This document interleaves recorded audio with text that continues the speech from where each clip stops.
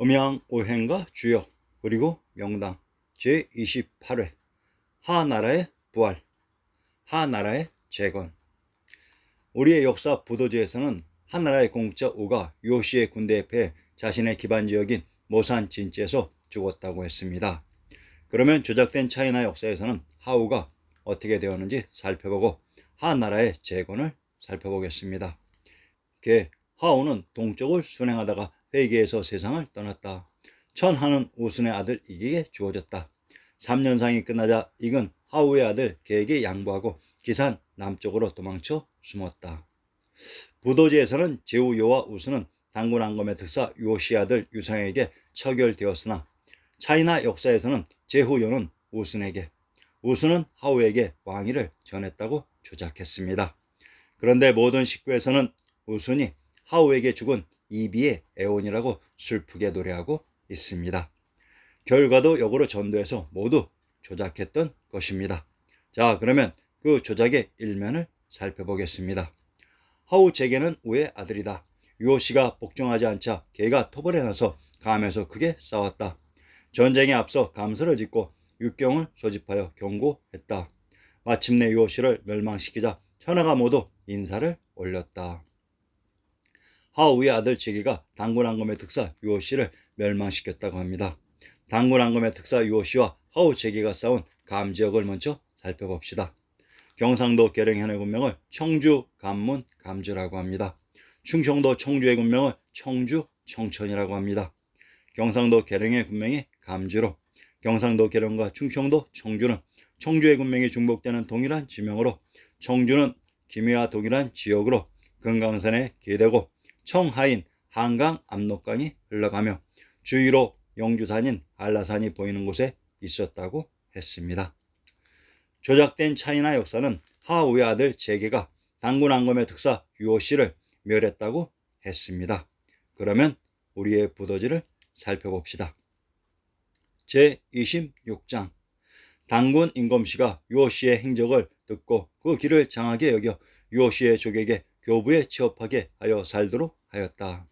이때 임검씨가 하토의 형세를 심히 걱정을 하고 마침내 입산하여 해옥 복본의 도를 전수하였다.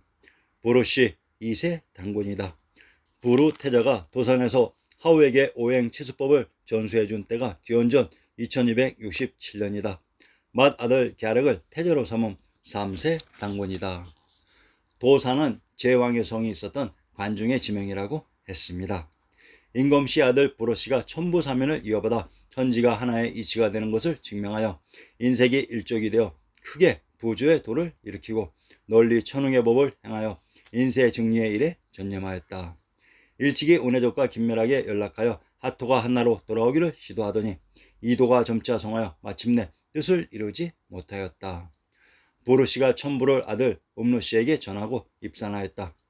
음노씨가 날 때부터 대비의 원이 있어 천부사면을 이어받고 하족이 도탄에 빠진 것을 불쌍하게 생각하고 진리가 거짓의 지역에 떨어진 것을 슬프게 생각하여 마침내 명지에 단해 천부를 봉쇄하고 곧 입산하여 복본의 대원을 전수하며 100년 동안 나오지 아니하니 유중히 통곡하였다.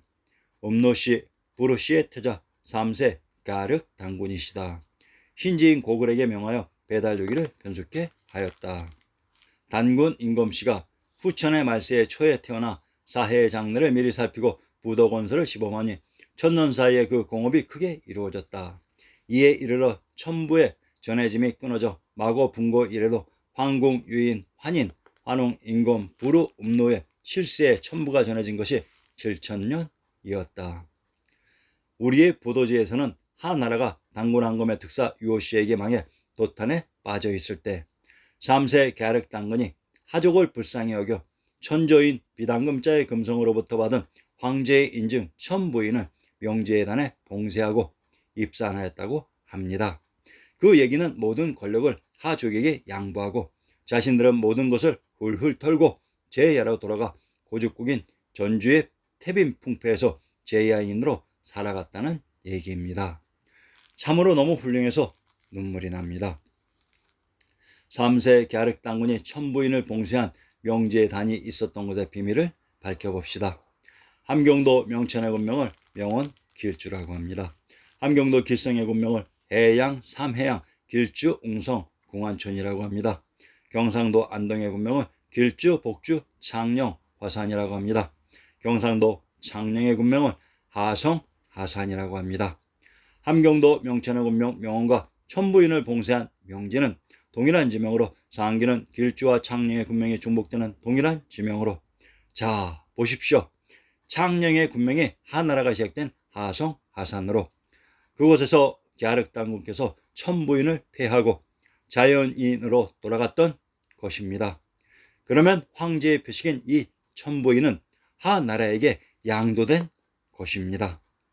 그래서 이것을 이용해 역사를 조작한 세력들이 황제의 인증 천부인을 양도받은 하나라는 차이나 역사의 시원으로 그리고 천부인을 양도한 갸륵당군의 후손은 한국 역사로 분리해서 조작했던 것입니다.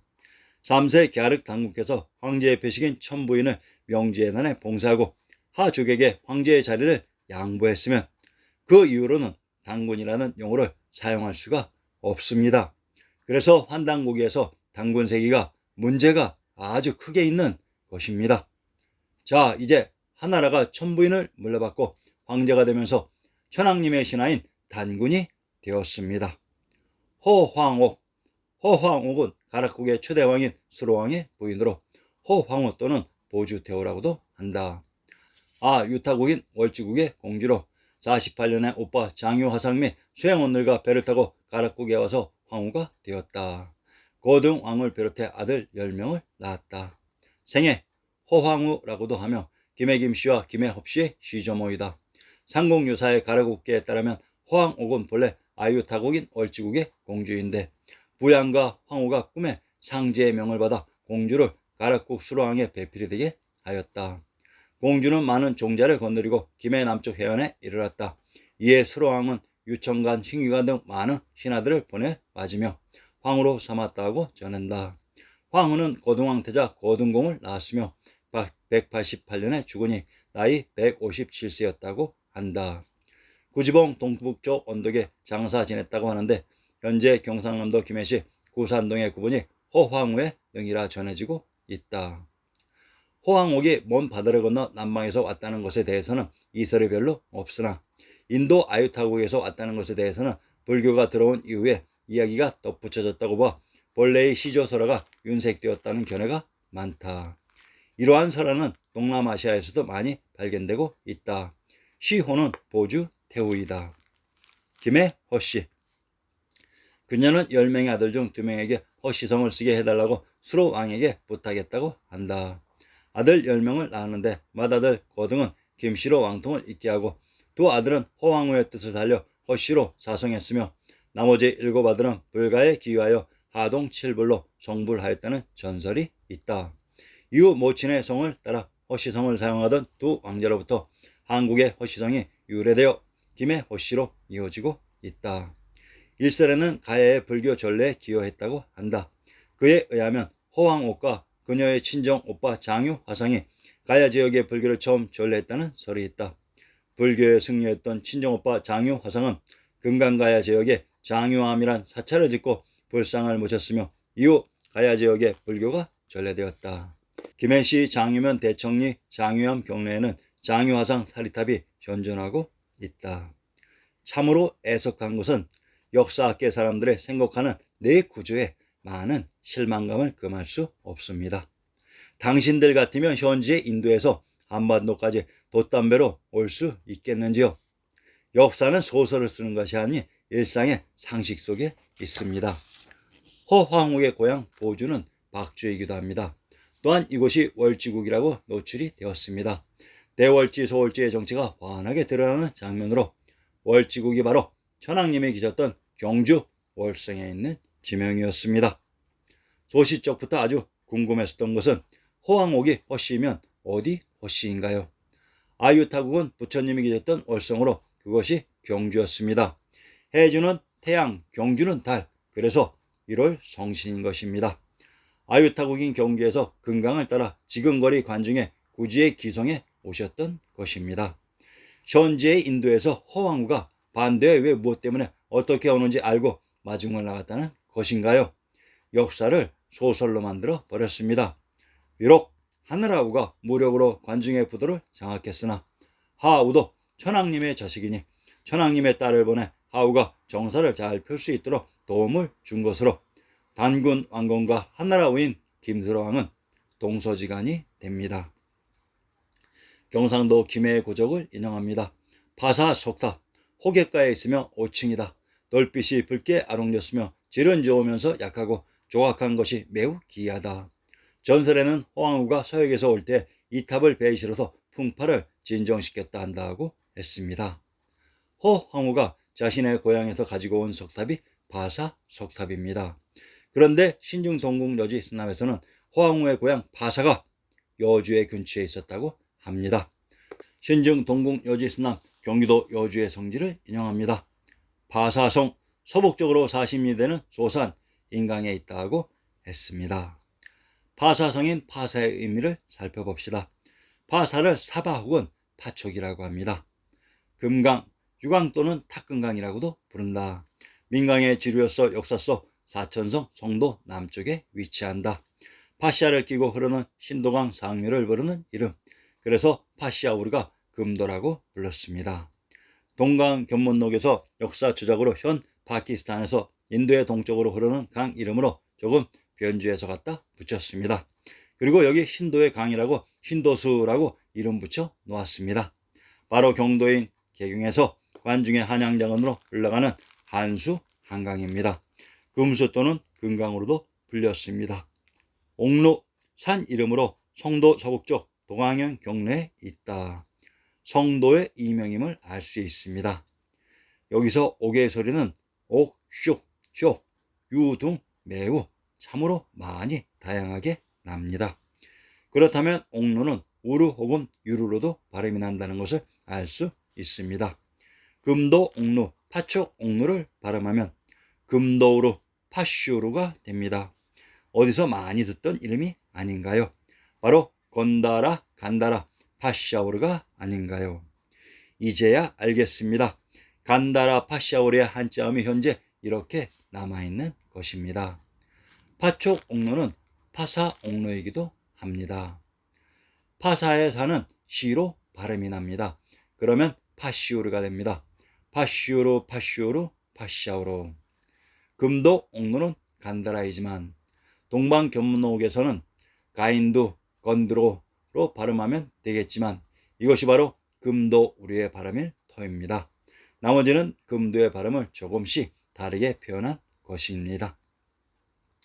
이제 우리는 이 모든 혼란을 뚫고 비단금자의 금도 개경을 안심하고 건타라, 신도, 파랄사, 파세, 금도라고 읽어도 되겠습니다.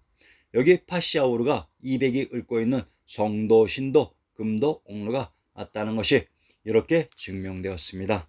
이 한 포인트가 고정되고 확정이 되면 나머지는 줄줄이 따라서 찾아질 것입니다.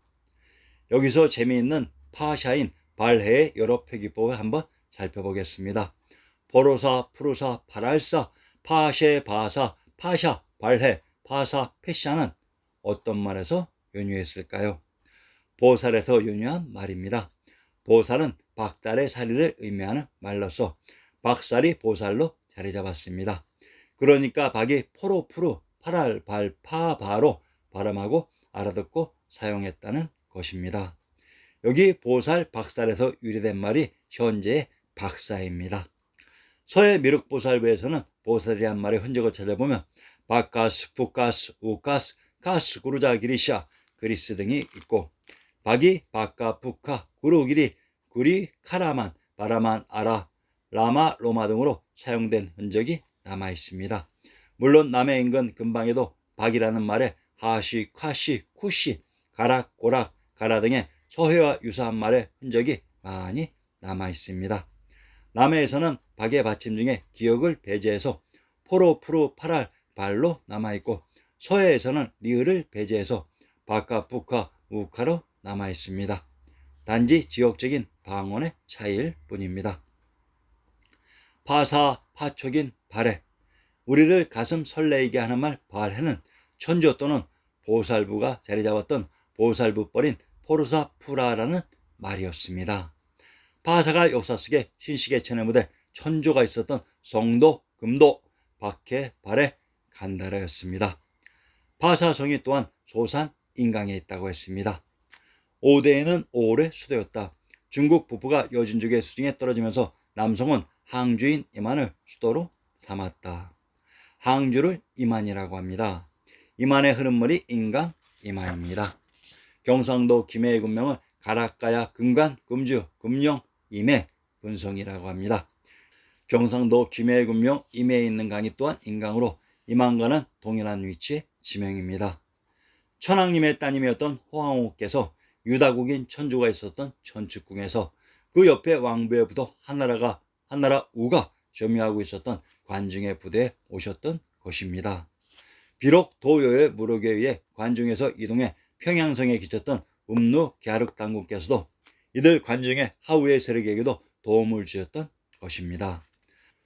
한나라 우가 김수로왕으로 소흥음전에 계셨던 관중의 족 출신으로 단군 왕검으로부터 천조가 있었던 개경서울의 창령인 하땅을 봉지로 가지고 있다가 당 땅인 남양을 기반으로 관중에서 반란을 일으킨 제유와 우순을 단군 왕검의 특사 유호씨가 진압하고 이때 비워있던 제왕의 성 한성인 양성을 하우가 점거하면서 황제를 칭했고 이때 천황님께서 따님인 황옥을 관중의 하우에게 보낸 것이며 이후 단군 왕검의 특사 유호씨와의 전쟁이 벌어졌고 이때 하우가 자신의 처음 봉지였던 천조가 있었던 모산 진지에서 전사하면서 하우의 세력은 붕괴되었던 것입니다.